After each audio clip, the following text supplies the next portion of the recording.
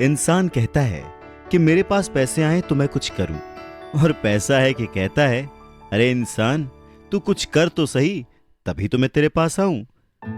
नमस्कार, मैं हूं अवधेश श्रीवास्तव और आज की चर्चा पैसे पर।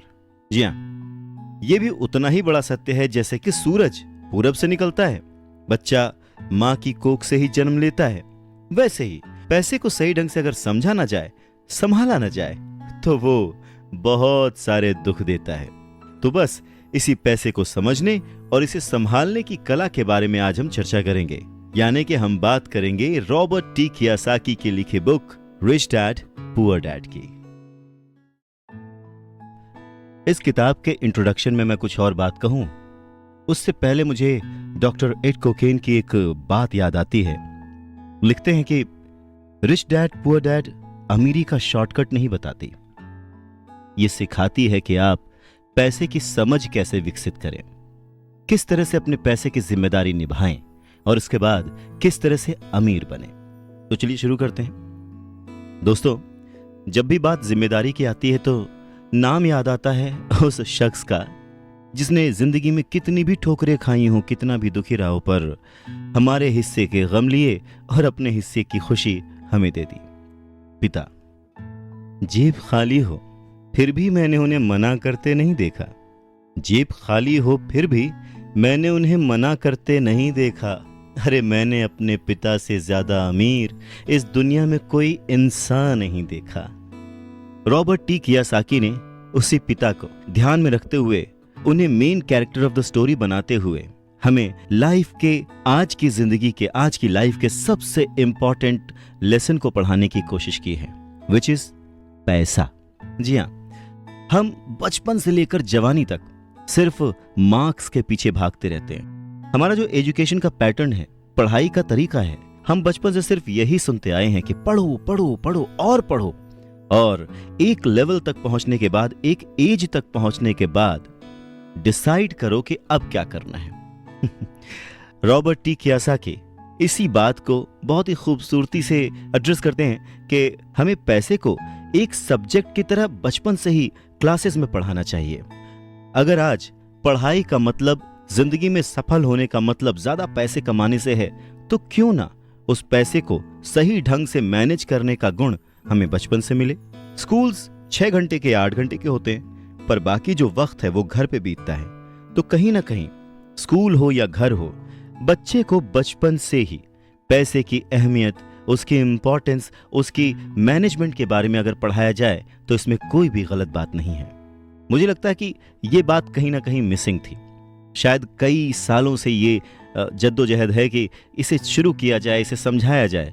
बहुत सारी फिल्में बनी हैं इस पर, लेकिन आज भी हम मार्क्स मार्क्स और मार्क्स के पीछे ही भागते हैं। अगर हमें पैसे को सही ढंग से मैनेज करने की कला आ जाए, अगर हमारी समझ डेवलप हो जाए, तो मुझे लगता है कि जो आजकल के बच्चे हैं वो बड़े जब होंगे तो वो खुश रहेंगे। इंसान को कंप्लीट करने के लिए उसका परिवार, उसके अपने, उसके दोस्त, उसका रहन सहन सब बहुत जरूरी होता है। ये तो नहीं कह सकते कि पैसा ही सब कुछ है, पर हाँ, सब कुछ पाने के लिए पैसा जरूरी है। अमीर डैडी का सबक। आपका मकान संपत्ति नहीं है। 20 साल पहले सन 1997 में मुझे अस्वीकृति की पर्ची भेजने वाले हर प्रकाशक ने अमीर डैडी के इस सबक की आलोचना की कि आपका मकान संपत्ति नहीं है।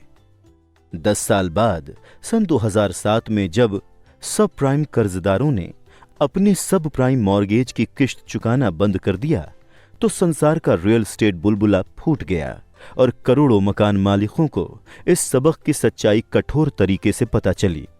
उनका मकान सचमुच संपत्ति नहीं था। असली समस्या, ज्यादातर लोग ये नहीं जानते कि रियल एस्टेट क्रैश वास्तव में रियल एस्टेट क्रैश नहीं था।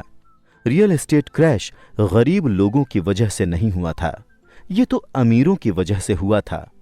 अमीरों ने वित्तीय जुगाड़ करके डेरिवेटिव्स नामक प्रोडक्ट बनाए, जिन्हें वॉरेन बफे ने सामूहिक वित्तीय विनाश के हथियार कहा है।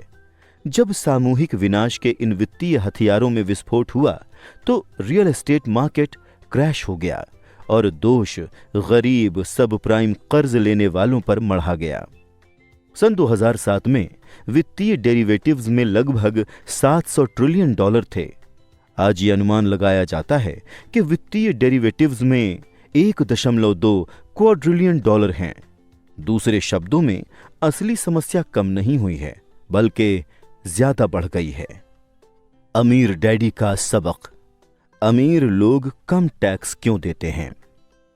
20 साल पहले कई प्रकाशकों ने यह उजागर करने के लिए रिच डैड पुअर डैड की आलोचना की थी कि अमीर लोग टैक्स कम कैसे और क्यों देते हैं। एक ने कहा कि यह सबक गैर कानूनी है। 10 साल बाद सन 2007 में राष्ट्रपति बराक ओबामा पूर्व गवर्नर मिट रोमनी के खिलाफ पुनर्चुनाव के लिए खड़े हुए। जब यह उजागर किया गया कि राष्ट्रपति ओबामा ने अपनी आमदनी का लगभग 30% टैक्स में दिया है और गवर्नर रोमनी ने 13% से कम दिया, तो मिट रोमनी की वो नीचे गिरने वाली ढलान शुरू हुई, जिसके बाद वो चुनाव हार गए। एक बार फिर टैक्स 2016 के अमेरिकी राष्ट्रपति चुनाव में केंद्र बिंदु बन गया। मिट रोमनी और राष्ट्रपति डोनाल्ड ट्रंप कानूनी रूप से कम टैक्स क्यों देते हैं, ये पता लगाने के बजाय गरीब और मध्यम वर्गीय लोग नाराज हो जाते हैं। हालांकि राष्ट्रपति ट्रंप गरीबों और मध्यम वर्गीय लोगों के लिए टैक्स कम करने का वादा करते हैं, लेकिन सच तो ये है कि अमीर लोग टैक्स में हमेशा कम चुकाएंगे। अमीर लोग कम टैक्स देते हैं, इसका कारण अमीर डैडी के सबक क्रमांक 1 में मिलता है।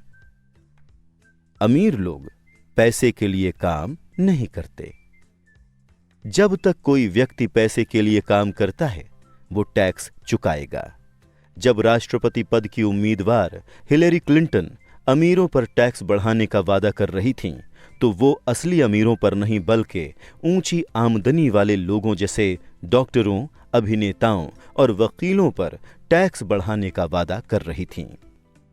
20 साल पहले हालांकि रिच डैड पुअर डैड तुरंत सफल नहीं हुई, जैसे कि the Beatles Sergeant Pepper's album हुआ था, लेकिन रिच डैड पुअर डैड वर्ष 2000 तक the New York times best seller सूची में पहुंच गई और लगभग 7 साल तक उस सूची में बनी रही।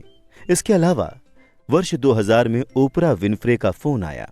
मैं पूरे 1 घंटे तक ओपरा कार्यक्रम में रहा और जैसा लोग कहते हैं, बाकी इतिहास है। रिच डैड पुअर डैड इतिहास की नंबर 1 व्यक्तिगत वित्त पुस्तक बन चुकी है और पूरे संसार में रिच डैड सीरीज की लगभग 4 करोड़ पुस्तकें बिक चुकी हैं। क्या सचमुच कोई अमीर डैडी थे? करोड़ों लोगों ने पूछा है कि क्या सचमुच कोई अमीर डैडी थे? इस प्रश्न का जवाब देने के लिए आप अमीर डैडी के बेटे माइक की बातें सुन सकते हैं, जब वो रिच डैड रेडियो शो पर अतिथि के रूप में आए थे। आप richdadradio.com पर जाकर वो प्रोग्राम सुन सकते हैं। Rich dad graduate school. Rich dad poor dad यथासंभव सरल लिखी गई थी ताकि हर व्यक्ति मेरे अमीर डैडी के सबकों को समझ सके, जो लोग ज्यादा जानना चाहते हैं। 20 वर्ष के समारोह के हिस्से के रूप में उनके लिए मैंने लिखी Why the Rich Are Getting Richer?